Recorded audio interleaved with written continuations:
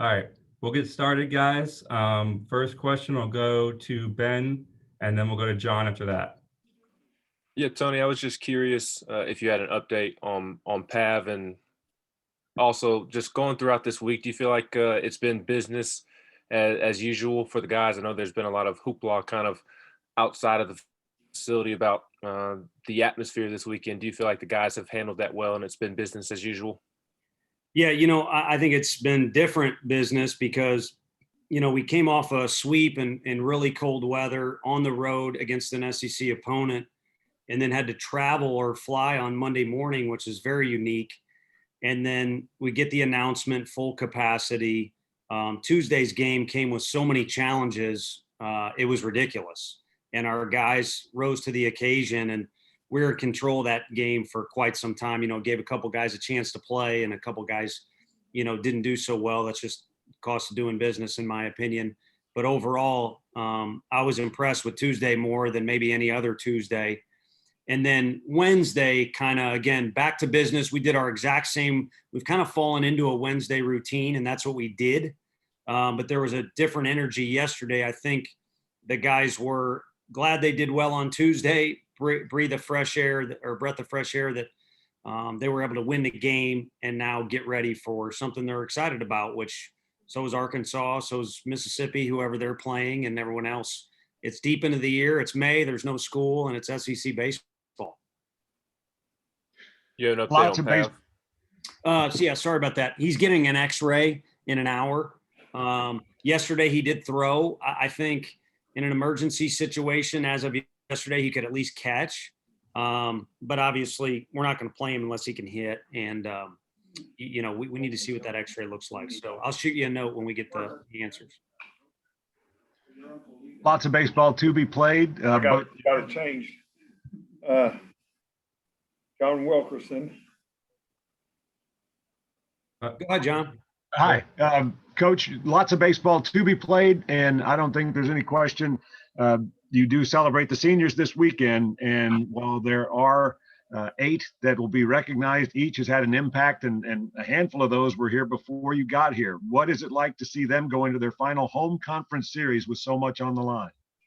It's just great to be around those guys every day. I sat next to a couple of them at breakfast this morning, and good group of kids, many who we inherited, many who we brought in, but the ones that are still in the locker room today as school's out and it's our 4th year being here, I think are here because they've got a lot of character.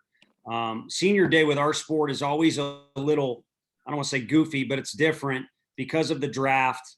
And so many other things that can happen. So while it's a group of guys that we want to celebrate the fact they're getting their degree, it's always interesting to see who will move on and who won't. Will Heflin was a part of that ceremony at one point, but Will Heflin will be pitching this weekend. So I like these guys being around as long as they want to be around. And I also like when guys have a chance for a pro opportunity, whether it's, they want to go out as a free agent or late signee or first or second rounder.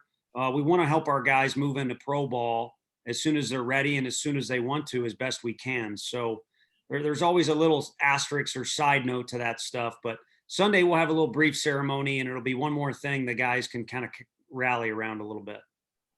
All right, we'll go to Ryan Shumpert next, and then we'll go to Thomas Murphy after that. You've talked about not liking having set roles in your bullpen. What Arkansas does with Kevin Kopps, how much does that kind of prove that strategy can be effective? And then from your vantage point, what makes him so effective as a pitcher? Well, Kevin's effective because of his character. I said that word earlier, and he's a guy who comes from humble beginnings as it relates to rankings or recruiting or anything like that. But he's turned himself into a guy. I mean, he's like many of these guys, extended 1 year because of COVID, but also he had surgery. So to me, those kind of balance out. But he's the type of guy, if you give him enough time to figure something out, it could be anything, he's going to figure it out. And seeing it from an opponent's eyes, even though I know Kevin and I'm happy for him, you don't like him having too much time because he'll evolve into what he has. And he's a guy that's a jack of all trades out of the bullpen. I'm sure late in the season, if they had to start him, they could. He can go 4 innings and bounce back over the course of weekends. So everyone's personnel is different. Everyone chooses to use their personnel different. And I think with Kevin, they've got a huge weapon and they're not afraid to use or unload that weapon at any point. And, I'm sure we'll see him at some point this weekend. Hey, Tony, I wanted to ask about your continuing relationship with Dave. What's it like? And then just the fact that at the end of this weekend, whoever wins the series could be atop alone the SEC standings. Yeah, I think that has been mentioned enough. I now know that, but there's another week to go in the SEC. And, if you're in any major conference, it's crazy what can happen down the stretch or how one weekend can kind of turn things upside down a little bit.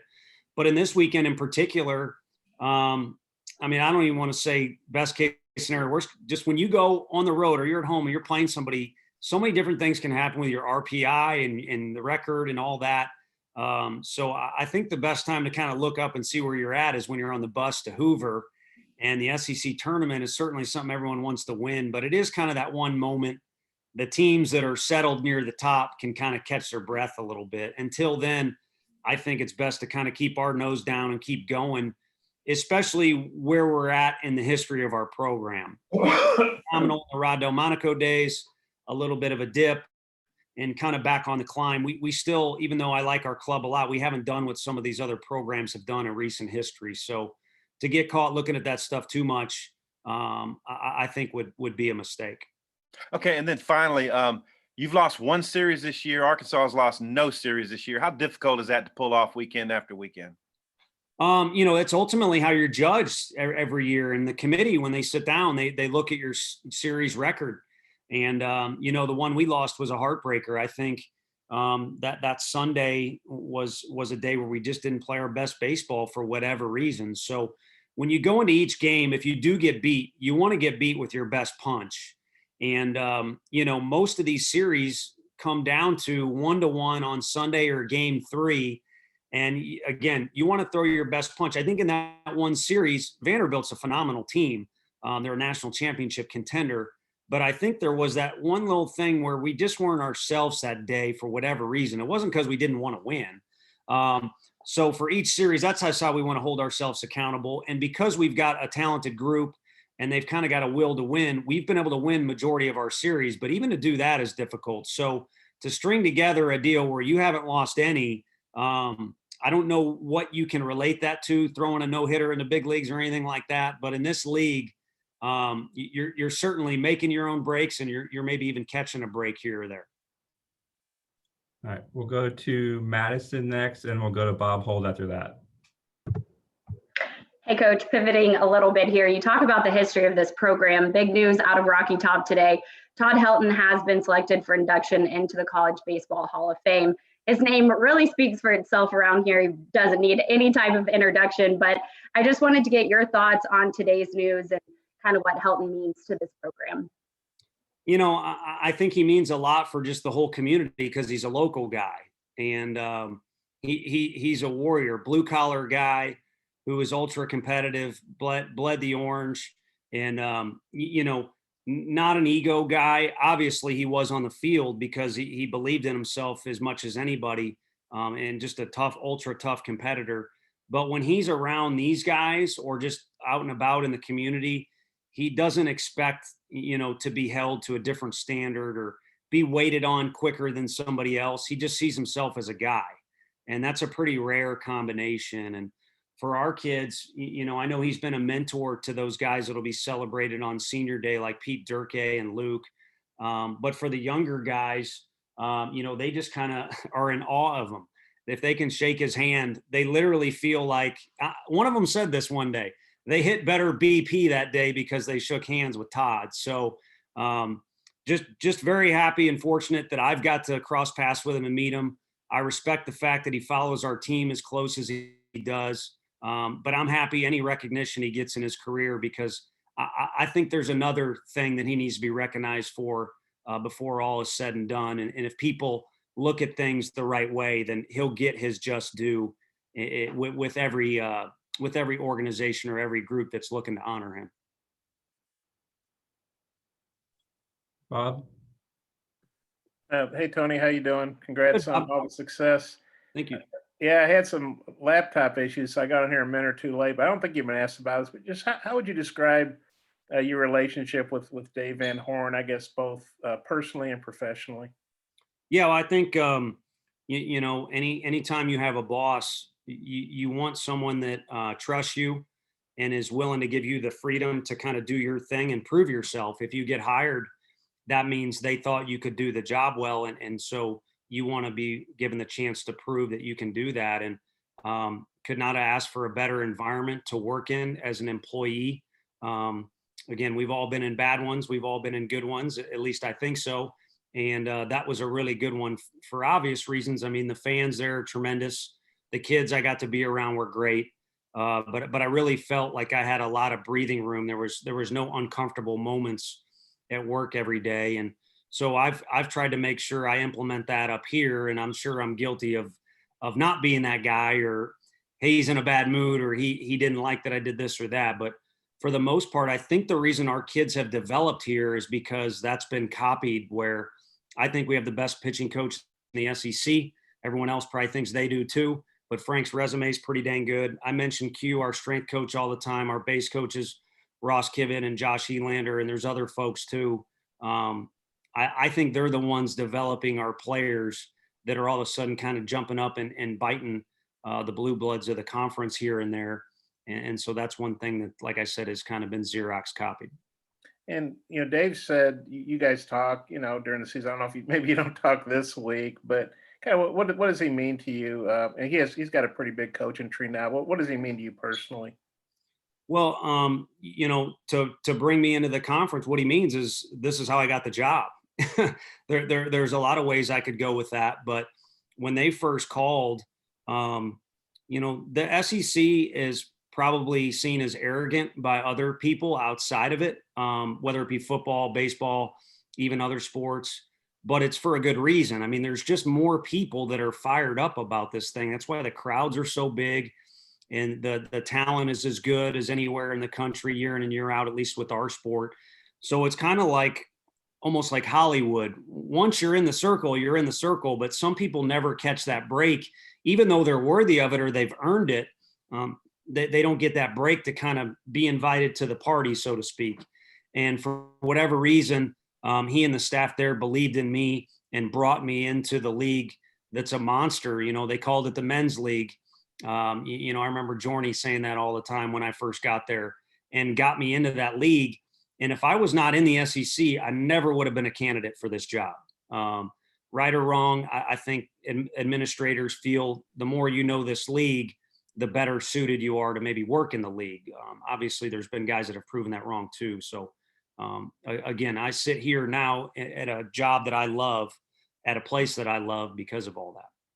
And then you mentioned Josh, you were at Arkansas, he was at Arkansas, you got Luke on your staff. Does this series with so much on the line, national seeding, SEC lead, and now you're playing your old stomping ground, so to speak. I know you just swept Missouri too. Do you guys have a little extra juice for this series? I think it's hard to have extra juice for this series in particular. I don't mind saying that because the two clubs have done well and we're getting near the end. But it certainly adds to the buildup. There's more things to it. If there's a boxing match or a college football Saturday, or back in the old day, there used to be just Sunday baseball, one game on ABC or something like that. The more people can talk about and build it up, the more exciting it makes it. And there's a lot of stuff you could write about or talk about going into this series. But once somebody else play ball, I think we'll give a little kid a chance to do that, as many do. Once that young tyke says play ball, all that for the most part goes to the wayside, and you got to line up against the opponent and you find out who's better on that particular occasion. Thanks, Tony. Thanks, Bob. Good to see you.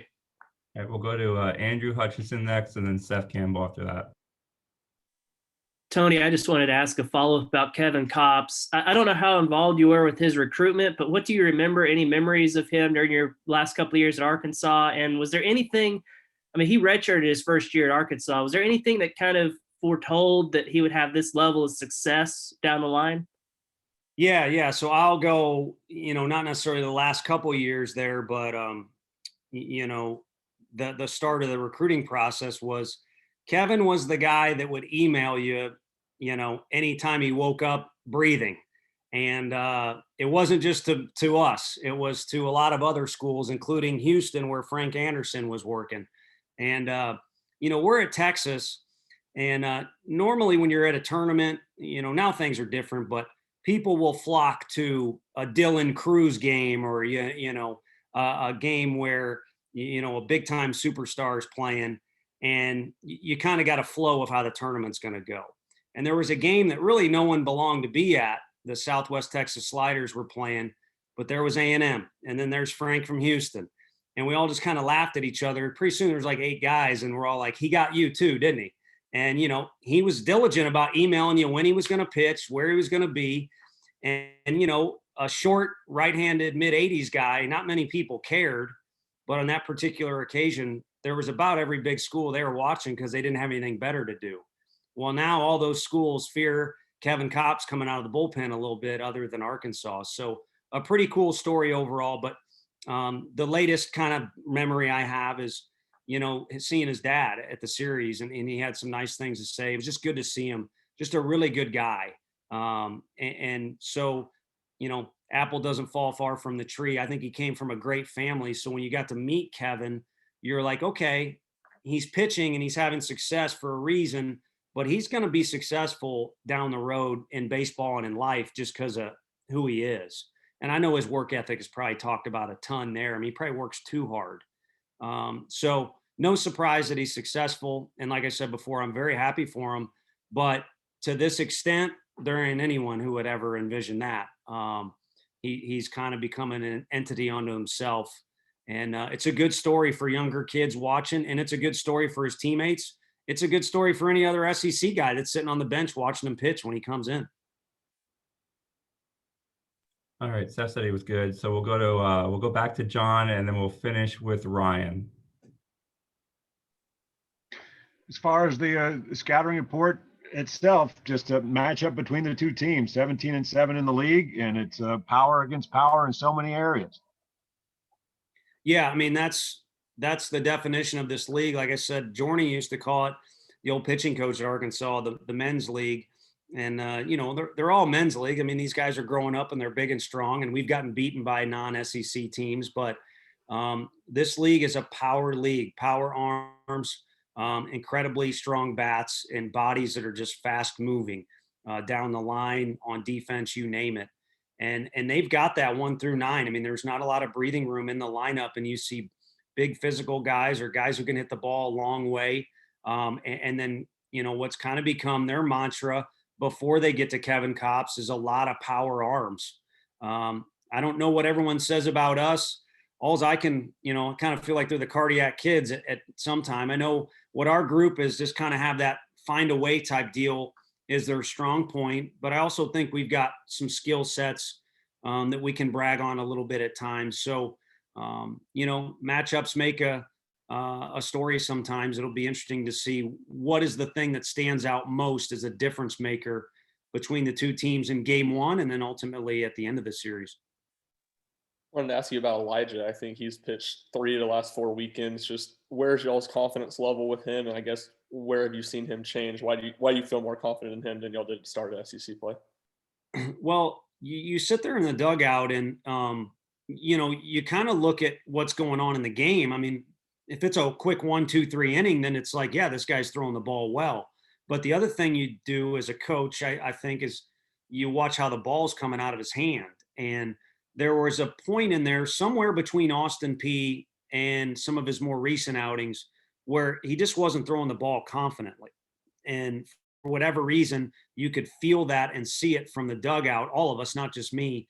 And the radar gun said it a little bit too. And I don't put too much stock into that, but all telltale signs were he wasn't really behind the baseball with conviction like the way we wanted him to be. And as of late, he has. So again, I kind of go back to that thing. It's not anything any other coach wouldn't say. You're going to get beat. Let's get beat with your best punch or your best stuff.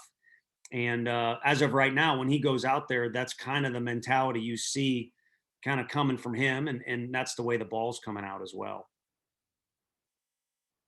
Any others, Sean? No more? Anyone else have anything? All right. I don't want Bob saying we didn't give him enough time because Go, I think, Pig Trail Nation, I don't know your name, sorry about that, but you go ahead and ask a question if you got one. I think you saw you raise your hand there. You're still muted. There Hey, we go. Tony, just with what you've been able to do, I mean, how much work has gone into the last 4 years getting this program to where it is and getting it back to where you wanted to get Tennessee? yeah, it's been I'm not looking for sympathy or anything, but it's been hard to come up for air other than the quarantine. So it's crazy. You're on the grind. You really, the last 3 jobs I've had, the first 2 years were, I felt like life didn't really exist. It was just find a way to get the next thing done. And then last year we kind of got to a point where we were getting in a little bit of a flow, and it evaporated. And then this year when we picked things back up, things were so out of whack for our program and everyone else in the country. And you had to deal with protocols and all kinds of new challenges. And so it's made for, in a weird way, a more stressful year, even though we're not recruiting. Our guys are winning some ball games. So it's been a 4-year grind, to be honest with you. But in our league, with the expectations fans have and administrations and quite frankly, the coaching staffs, that's the way it's going to be. So that's what you sign up for. And if it wasn't enjoyable, all of us wouldn't be up here, as we are today or any other day. So hopefully the fruits of the labor, as they say, will be out there either this weekend or in general or one day. But I think the grind or the work that's been put in has been enjoyable, and the fans around here and the people are rewarding us, the way that the Arkansas people do as well. Awesome. Yeah, Tony, hey, it's Bob again. I didn't want to disappoint you. Hey, I know you're thorough. Yeah, a couple personnel things. I mean, you obviously have a lot of guys doing a lot of good things, but looking at the stats here, you got, I guess you can keep the same rotation in Dallas. He has like 64 Ks and 8 walks, which is kind of ridiculous. What is he pitching Friday, and what do you think of him? And then you've got, Spencer hitting 404 in the league with 29 walks. What would you say about him? Yeah, so we'll keep the same rotation. It'll be kind of the right, left, right thing with Chad Dallas, who's from a Texas junior college, same one that Jake Arledge played at, who played at Arkansas, and a lefty, Will Heflin, who will be celebrated on Senior Day yet again. He's been here through thick and thin, and then on Sunday we've got a new face in Blade Tidwell, who's an in-state kid, a right-handed pitcher. But Chad is a guy who pitches with a lot of energy. Kind of has Jalen Beeks type toughness where he doesn't mind a little adversity when it comes, but he's ultra competitive. And on Friday night, you want somebody to lead you into that series battle with kind of that attitude. And the guys seem to follow him a little bit. They follow him a little too much because he's a goofball in the airport and everywhere else. So they'll follow him around like little minions in social scenes or settings. But they do it on the field as well. And I'm appreciative of that because he approaches it the right way. And then Liam Spence will be our leadoff guy and kind of like a Jack Spiggers guy, a junior college just winner that came in and filled a big void at that spot and can get on base for you, but it can also handle the bat well. And then ultimately that's a defensive first position. So that's why he's there to begin with, kind of like Jack's. So we're very fortunate to have Liam, yet another guy who will be celebrated on Sunday, and his time will come to an end either this year or next year, whenever, but he'll always be loved and welcome back here because he's such a great kid. Okay, thanks, Tony.